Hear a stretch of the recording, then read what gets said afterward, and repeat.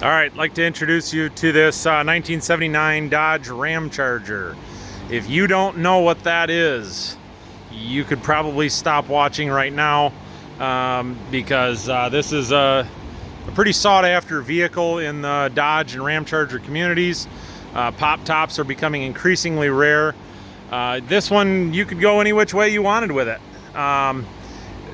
As far as the build goes, it really is something that's going to need some TLC. I want to say that right up front. This is not my vehicle. This is a friend of mine's. He purchased this some time back from another local gentleman. He'd seen it around on the road and hounded him for a few years to sell it, and finally the gentleman did. So my friend purchased it, put it in storage, and he's purchased just too many cars and does not have time, and quite frankly, I don't have time to help him go through his fleet of vehicles and restore them. So he decided to let this one go. Not gonna lie, it saddens me a bit. I've had my eye on 79 Ramchargers for quite some time, but I've got my own Ramcharger build that I'm doing, and I just don't need another one right now. Well, needs a relative word. 79 Ramcharger, unknown history to some extent. But as you'll see, I think it's going to make somebody a really, really good shell of a vehicle to build off of. As so many of you are aware, these are rare. So, like I say, unknown origin on the drivetrain. I believe it's been swapped out, or at least parts of it. The 360, I've got a separate video on that. 727 transmission. Dana 44 front end, factory rear. It does start, run, charge, oil pressure, cool, doesn't overheat. The lights do work. There's blinkers. Brakes work, stop in a straight line. So it is a running, driving vehicle from that perspective, but I want to be clear, this is a project vehicle.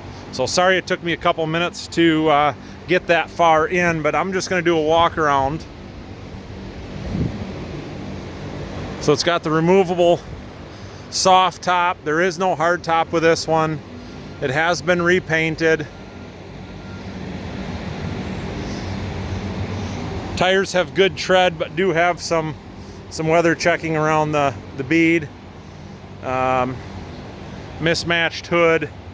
But I'll show you what really got me excited. So this is a magnet. And we'll check all the common spots for rust. Sorry, it's not a super strong magnet. But I find no Bondo in any of these common areas. Paint's not the best, so I don't feel bad about putting a mark in it, but as you see, it's good. Now, when we get into this back section here, you can actually see the Bondo. And the magnet has a hard time sticking. It does stick. It's not thick, but clearly there was something done in that back corner.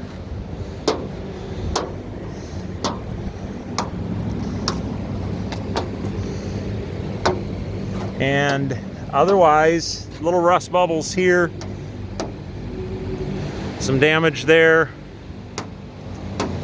But it's not a Bondo buggy. That's unusual for these things. And if you're still watching, you know that. So it's solid. Now, these front fenders do not fit for a darn. They are not the best ones here.